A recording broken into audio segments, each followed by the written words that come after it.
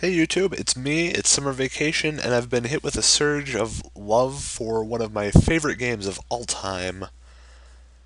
And, we're gonna do this. I love this game so much.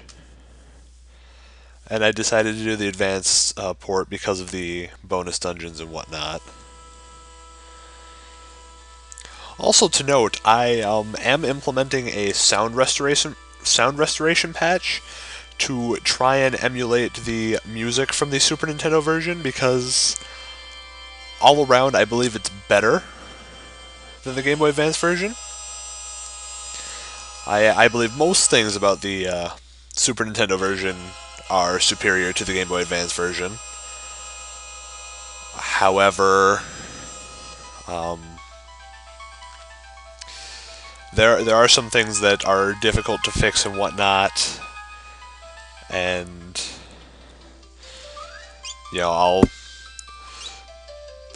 generally point out stuff that's different between versions, just because I'm particular like that. Anyway, we're gonna start a new game because that's how we do this thing. The ancient war of the Magi. When its flames at last receded, only the charred husk of a world remained. Even the power of magic was lost. In the 1,000 years that followed, iron, gunpowder, and steam engines took the place of magic, and life slowly returned to the barren land.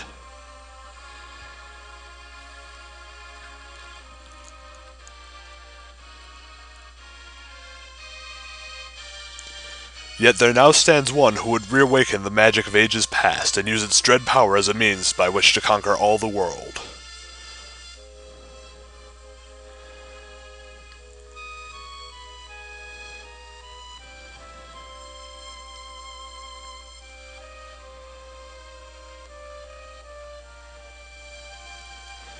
Could anyone truly be foolish enough to repeat that mistake?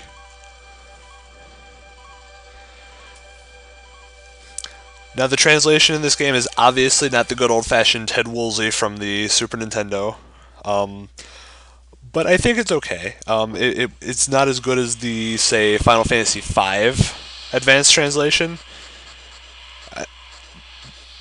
because that was just brilliant. That was one of my favorite ports of any game ever. And yes, here we have Biggs and Wedge, and this mysterious girl. Now, the colors are a lot brighter in the Game Boy Advance version. I think it has something to do with the way the screen works on the Game Boy Advance and color saturation, something to that effect. But enough about that. Apparently we're searching for an Esper, I believe, with these two soldiers and this witch. Apparently this witch is very powerful, which is probably a good thing. Ah, of course, mind control. That's exactly what you're supposed to do. That's a bit troublesome.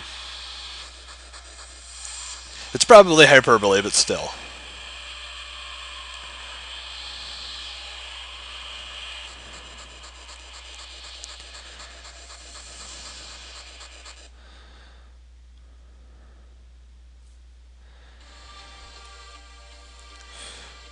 Ah yes, the opening credits for the game. Final Fantasy VI, I love you so much.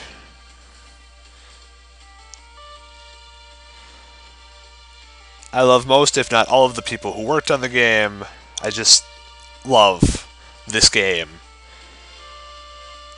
I turned 20 years old on Monday, and for the past 18 years I've been playing this game. That's how much I love it. I refuse to put it down.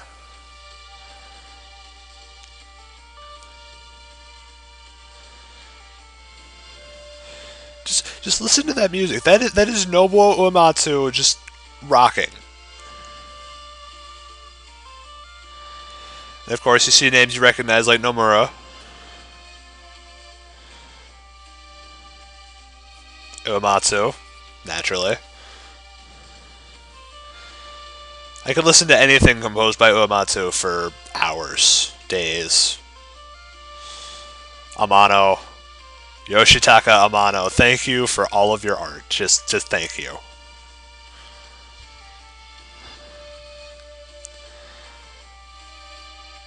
I remember when Amano did the art.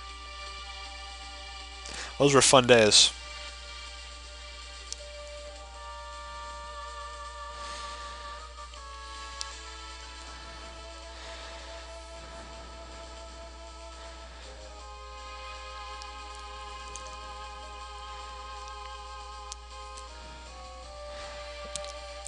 Have I mentioned how much I love this game yet? Because I have no words for how wonderful it is.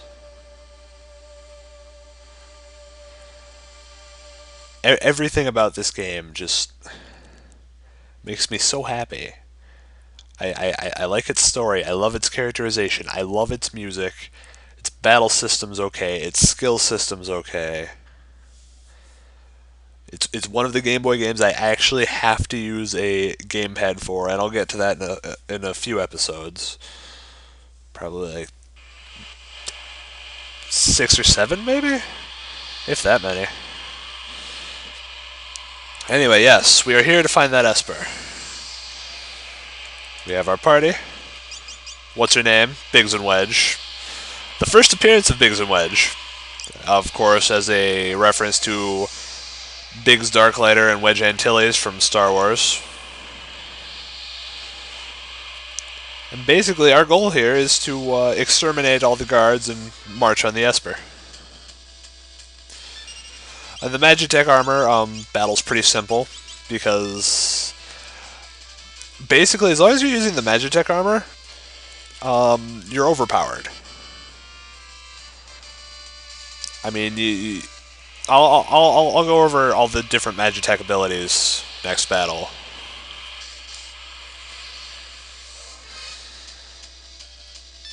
You've got Fire Beam, Thunder Beam, and Ice Beam, which are pretty self-explanatory.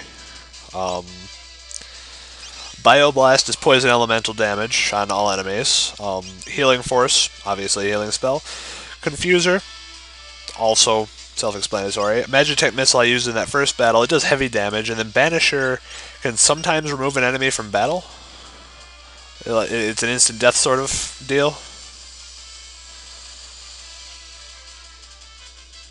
Yeah. See, there you go. Biggs and Wedge leveled up, which is probably pretty good. Did they start at level 1? They did. Okay, yeah. Once we get to the town square.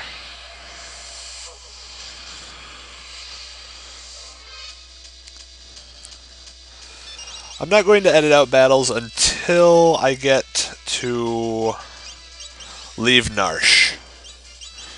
That is the thing I'm going to do. Until I get to leave Narsh, I'm not editing out random battles. That is my decision.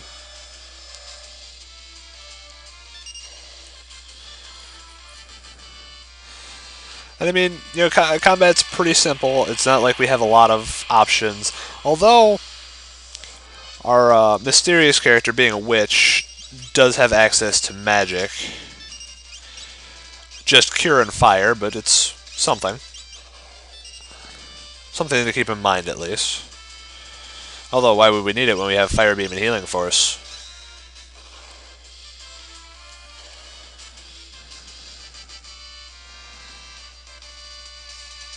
Yeah, Biggs and Wedge are probably going to hit level 4.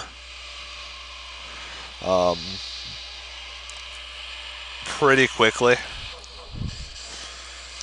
That's a thing I've noticed they like to do.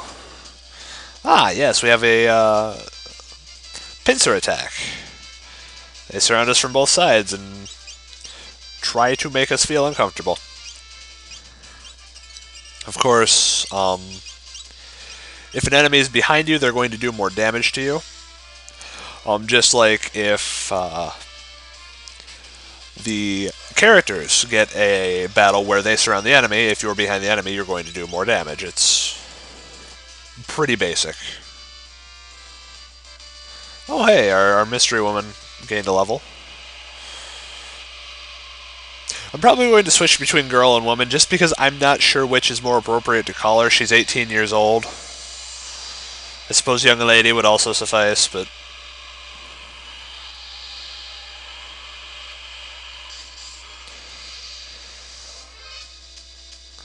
Here we have Megalodoths, which I don't think they do anything special here, but I believe they have a blizzard attack, which is predictably ice elemental, which can hurt pretty badly.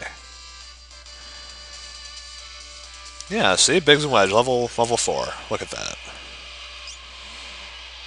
Wait, were they level 4? Okay, yeah, I'm brain farting. Sorry, viewers. It's only 9 o'clock at night. There's no reason for it. But yes, we come across the mine. Well, this must be it. If I quote the game, it's probably going to be on purpose, but that one wasn't. But just remember that I love this game. I know it pretty much inside and out, even if I don't know this translation that well. And here we have our save point. Let's learn about it, why not? Yeah, tents and sleeping bags are nice. Sleeping bags are basically solo tents, and tents are Final Fantasy tents. Yes. Yes, it's an interesting thing to note. If you die, you lose all the money and the items you got, but you will be at the same level you were. Which means, if you're really having trouble, I suppose you can just grind up and die against a boss as many times as it takes. But, yeah, anyway, this has been our first episode of Let's Play Final Fantasy VI. Next time we'll figure out what's going on with this Esper. See you then.